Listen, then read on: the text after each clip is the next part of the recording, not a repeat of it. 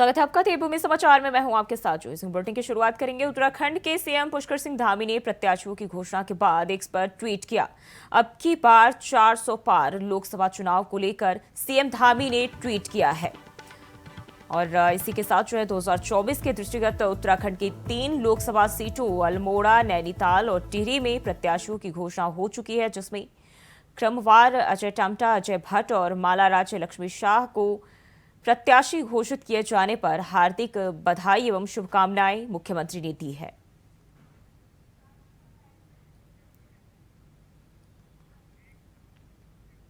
और खबर देहरादून से है, जहां लोकसभा सांसद माला राज्य लक्ष्मी शाह ने सीएम धामी से मुलाकात की। बता दें कि शासकीय आवास पर पूरे परिवार के साथ मुलाकात की। इस दौरान सीएम धामी ने उन्हें बधाई एवं शुभकामनाएं दी। टिहरी लोकसभा सीट से बीजेपी प्रत्याशी बनाए जाने पर बधाई एवं शुभकामनाएं दी है।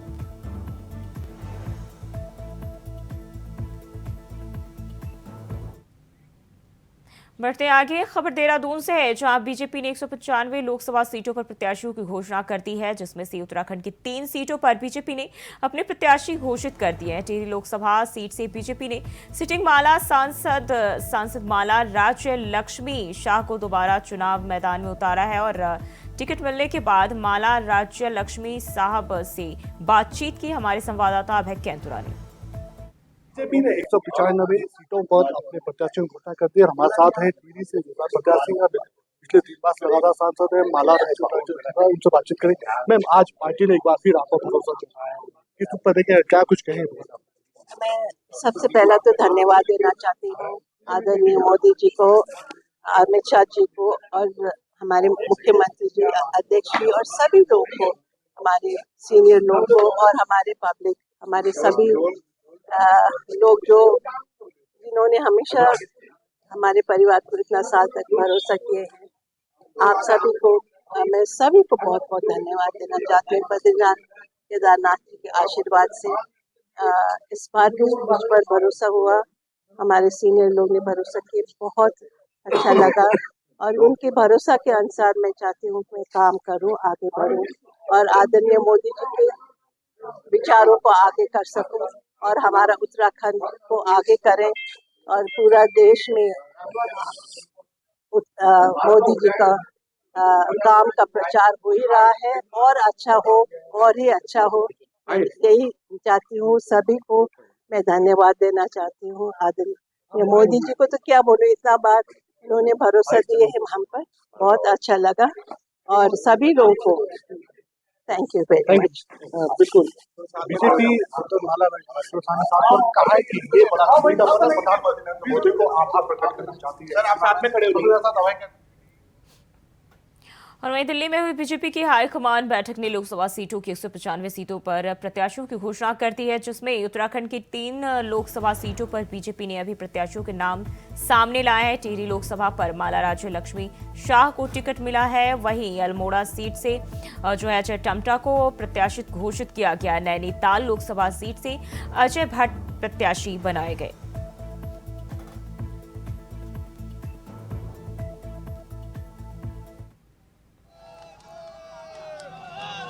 इधर आओ यार, इधर आओ।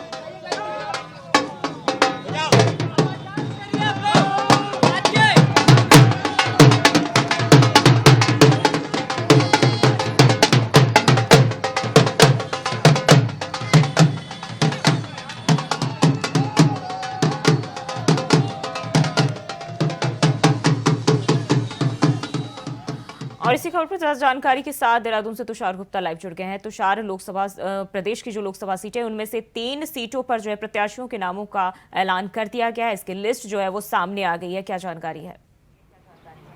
देखिए, बिल्कुल जिस तरह से कहा जा सकता है कि फ्लक्चुएशन हम मान रहे थे कि इन तीनों सीटों पे हमें फ्लक्चुएशन देखने को मिलेगी, जिसमें टिहरी, अल्मोड़ा और नैनीताल की जो सीटें हैं वहाँ पर फ्लक्चुएशन देखने को मिल सकती है। लेकिन इसके विपरीत हुआ है हरिद्वार, और माना जा रहा है कि अब पौड़ी की सीट में फ्लक्चुएशन हो सकती है, क्योंकि जिस तरह से अभी फिलहाल उन दोनों जो संसद सीटें हैं उसका नाम घोषित नहीं हुए हैं। क्योंकि दोनों तरफ से अगर मैं बात करूँ, हरिद्वार से पूर्व मुख्यमंत्री डॉक्टर निशंक पोखरियाल वहाँ से लड़ने सिटिंग संसद है। और अगर मैं पौड़ी की बात करूँ तो वहाँ से भी पूर्व मुख्यमंत्री तीरथ सिंह रावत है। तो कहीं ना कहीं अभी दोनों के जो सीटें हैं वहाँ पर कहीं ना कहीं जो फ्लक्चुएशन की बात की जा रही है, लेकिन जिस तरह से टिहरी की मैं बात करूं जहां पर माला लक्ष्मी को एक बार फिर भरोसा जताया गया है, वहीं अगर एससी सीट यानी कि उत्तराखंड की अल्मोड़ा सीट में अजय टम्टा को एक बार फिर जिम्मेदारी दी गई है कि वो दोबारा चुनाव लड़ें और भारतीय जनता पार्टी को अल्मोड़ा की सीट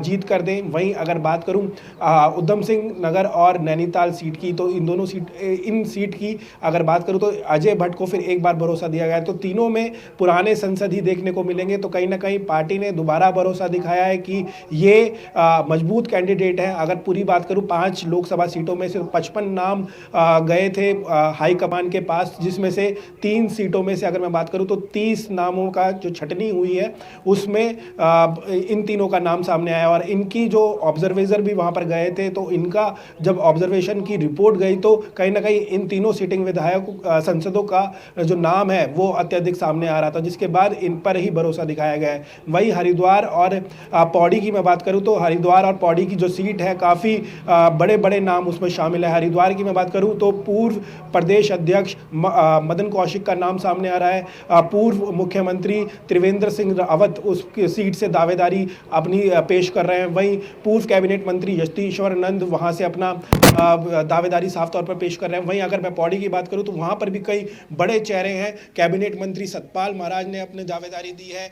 कैबिनेट मंत्री धन सिंह रावत वहां से अपने दावेदारी के लिए पेश कर चुके हैं। तो कई बड़े नाम सामने आ रहे हैं इन दोनों सीट पे, इसलिए इन्हें होल्ड पे रखा गया है। लेकिन 3 जो सिटिंग विधायक है उनके नाम सामने के बाद कहीं ना कहीं भाजपा में खुशी की अभी फिलहाल लहर नजर आ रही है। जी तुषार बने रहे हमारे साथ, अगली खबर पे भी आपका रुख करेंगे। और बढ़ते आगे, खबर चक्राता से है, जहां रात भर हुई बारिश भारी बर्फबारी के चलते राष्ट्रीय राजमार्ग 707 बंद हो गया। मार्ग खोलने के लिए 2 जेसीबी जो है काम कर रही है। 3 बजे तक मार्ग खुलने की संभावना जताई जा रही है।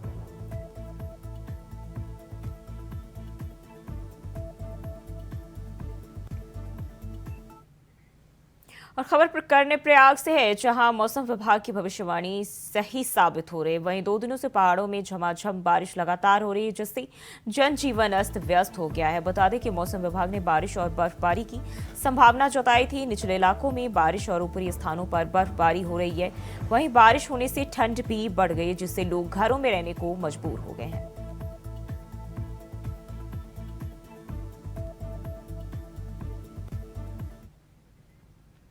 और वहीं देहरादून से बड़ी खबर सामने आ रही। देहरादून में हो रही झमाझम बारिश से तापमान में आई गिरावट। बारिश के चलते सड़कें हुई जलमग्न। तो झमाझम बारिश जो है लगातार हो रही, जिसके चलते तापमान में भी गिरावट देखी जा रही है। वहीं सड़कें जलमग्न हो गई है। कल रात से लगातार हो रही बारिश, तो ये बड़ी जानकारी सामने आ रही। देहरादून में जो है मौसम का मिजाज एक बार फिर से बदलता हुआ दिखाई दे रहा है और बारिश से जो है तापमान में भी गिरावट देखने को मिल रही है। इसके साथ ही सड़कें भी जलमग्न हो रही है और कल रात से जो है लगातार बारिश जारी है।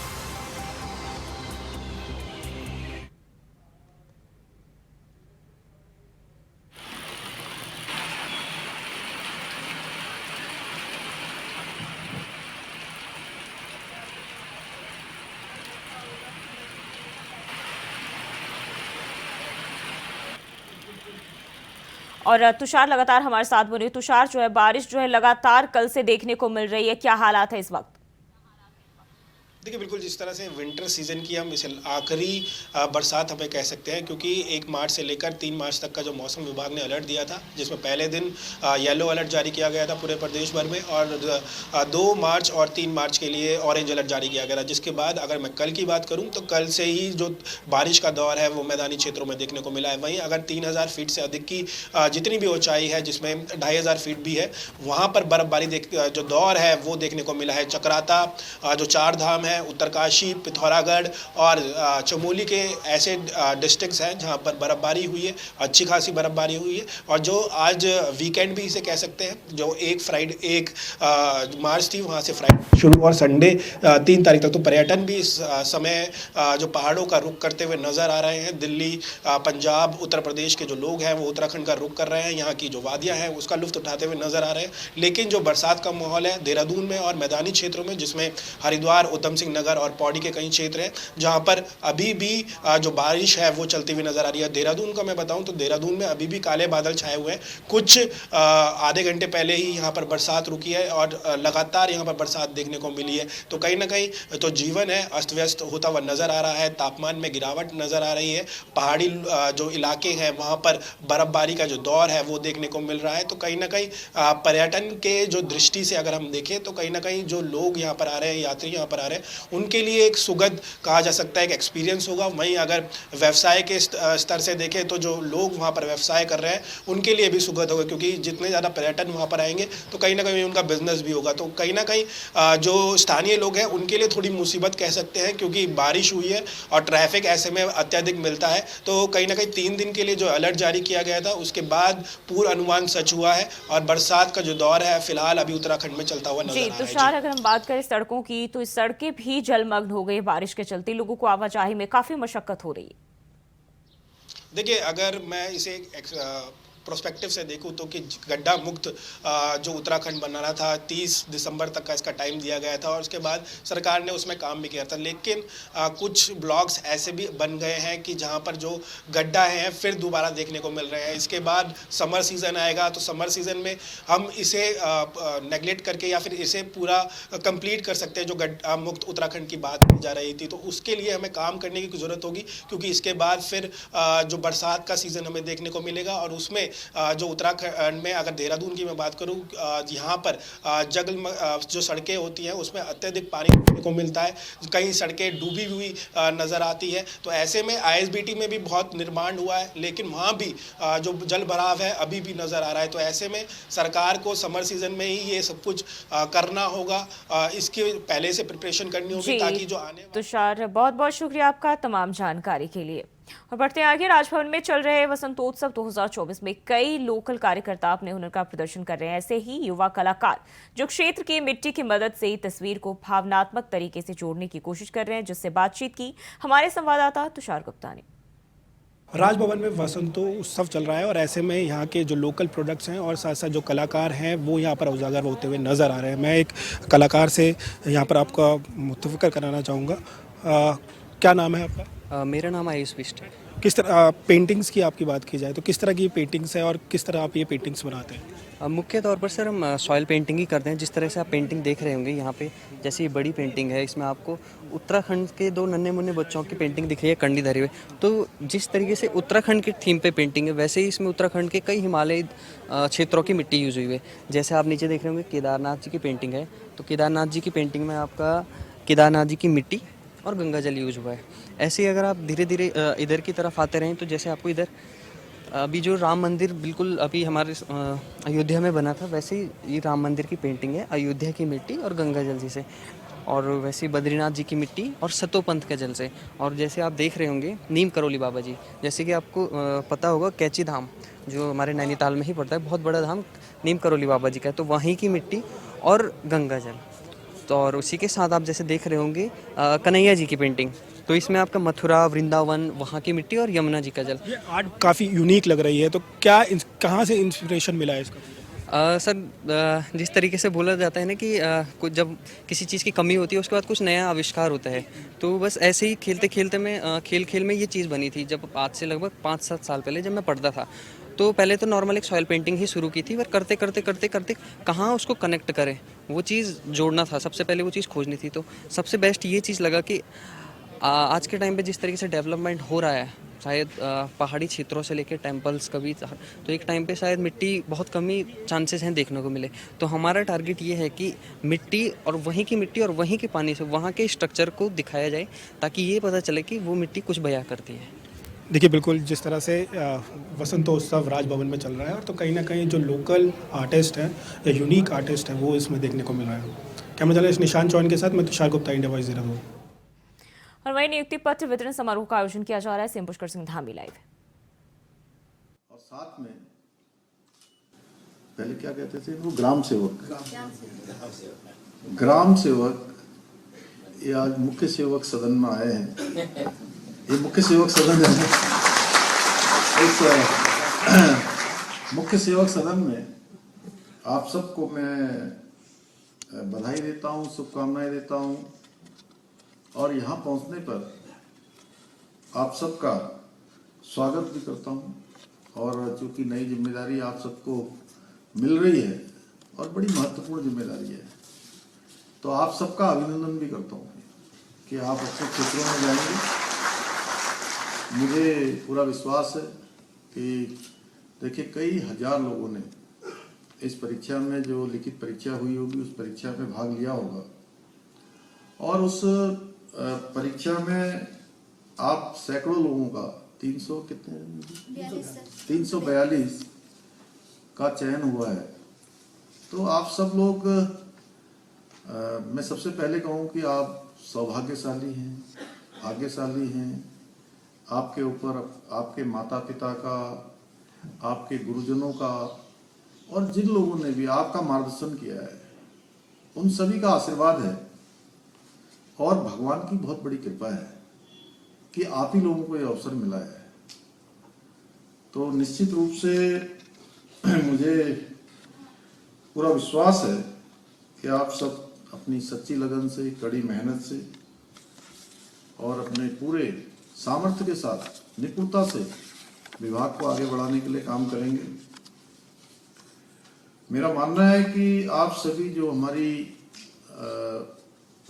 सबसे नीचे की इकाई है, ग्राम सभा, ग्राम पंचायत, उसमें जाकर जो हमारी लोकतांत्रिक व्यवस्था है उसको मजबूत करने का काम करेंगे, उसको सुदृढ़ बनाने का काम करेंगे और जो समाज का अंतिम छोर है, जहां से हमारी इकाई प्रारंभ होती है, उस इकाई को मजबूत करेंगे और अंतिम छोर में खड़े हुए व्यक्ति तक जो शासन की नीतियां हैं, सुविधाएं हैं, उनकी सहायता है, उन सबको पहुंचाने का काम करेंगे और इसकी आप नींव बनने का काम भी आप सब करेंगे।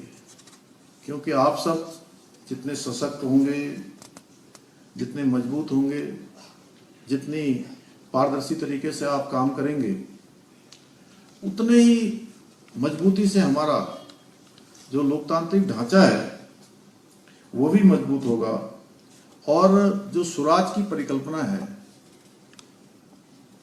स्वच्छ प्रशासन, स्वच्छ शासन, पारदर्शी व्यवस्था, भ्रष्टाचार मुक्त शासन, उस व्यवस्था को भी धरातल पर उतारने का काम करेंगे। आप सभी जानते हैं हमारे देश के यशस्वी प्रधानमंत्री आदरणीय मोदी जी के नेतृत्व में आज देश लगातार आगे बढ़ रहा है और अंत्योदय का सिद्धांत उन्होंने अपनी हर योजना में लिया है। अगर हम 2014 से पहले के देश की कल्पना करें या थोड़ी देर पीछे चले जाएं कि 2014 से पहले किस प्रकार की योजनाएं देश के अंदर लागू होती थी और मोदी जी के प्रधानमंत्री बनने के बाद किस प्रकार से देश में उन योजनाओं को लाया गया है, उन नीतियों को लाया गया है जिनके कारण से लोगों का जीवन स्तर आगे बढ़े। देश के अंदर एक कार्य संस्कृति पैदा हुई है कि आप हर क्षेत्र में देश आगे बढ़े।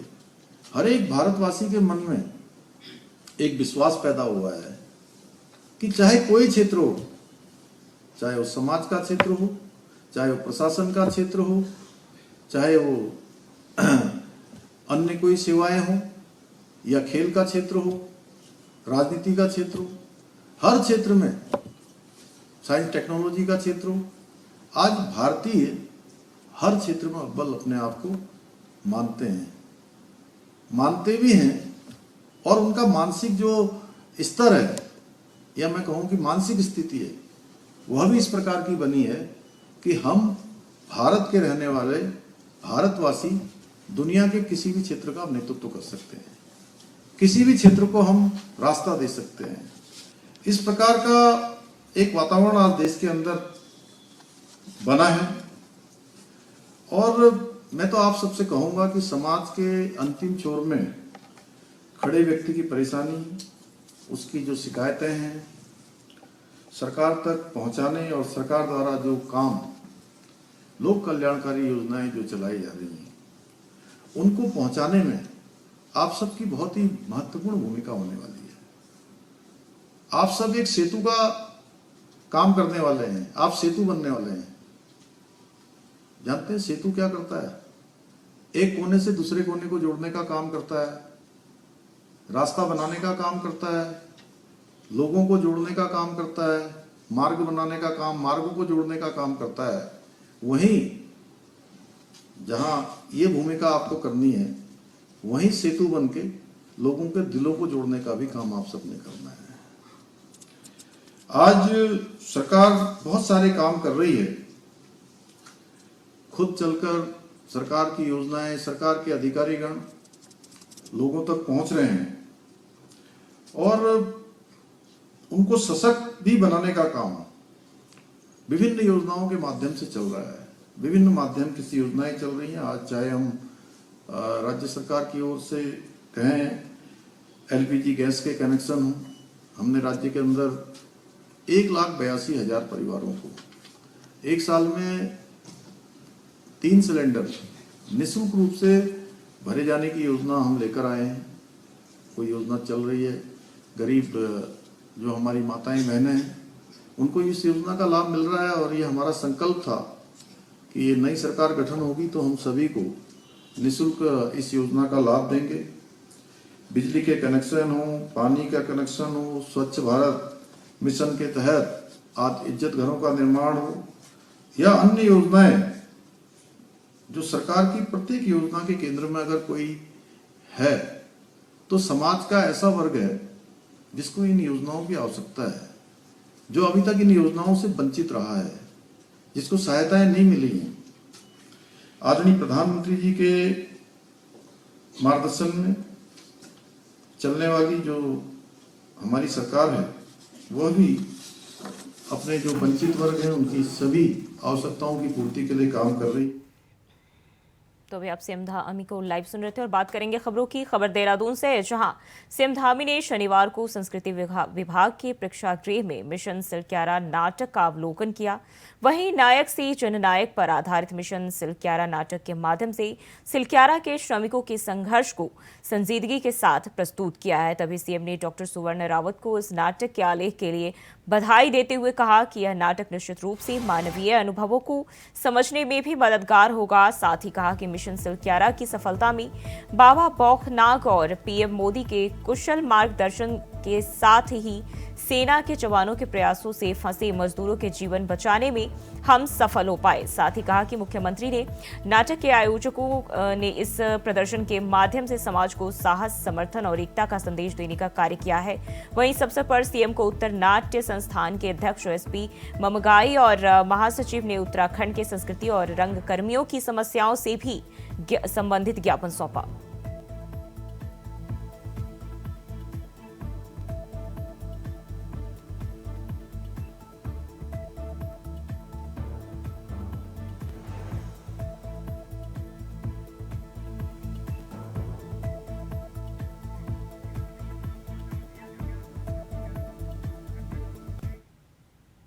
और सीधे चलते गोरखपुर, जहां सीएम योगी आदित्यनाथ लाइव है। क्या कुछ कह रहे, चलिए आपको सुनाते हैं।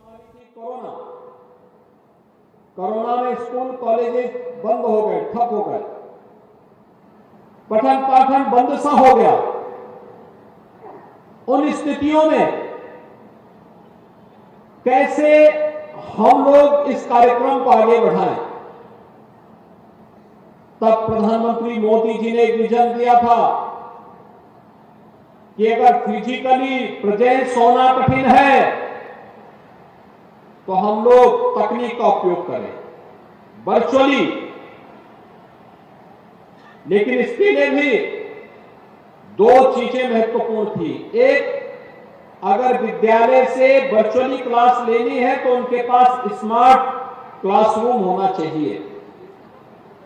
और दूसरा, वहां पर इंटरनेट की सुविधा के साथ ही हम यह भी सुनिश्चित करें कि जिसको घर में बैठे बैठे इस सुविधा का लाभ लेना है उसके पास टैबलेट या स्मार्टफोन की सुविधा हो।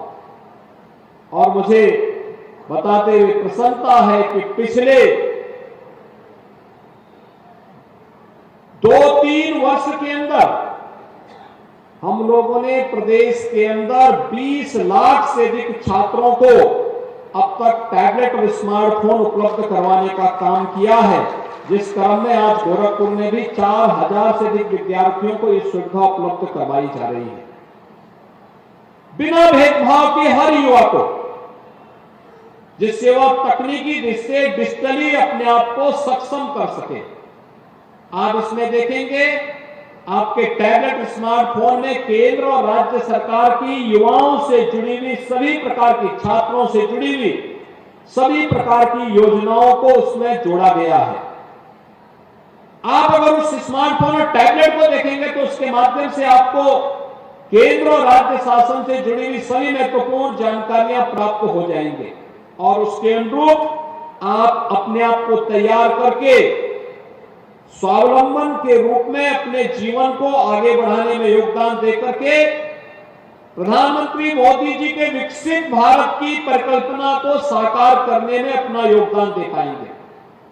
तो एक टैबलेट और स्मार्टफोन वितरण का एक कार्यक्रम, इसमें हमें 2 करोड़ युवाओं को इस योजना के साथ जोड़ना है और यूपी को डिजिटल इंडिया मिशन के साथ देश के अग्रणी राज्य के रूप में स्थापित करना है।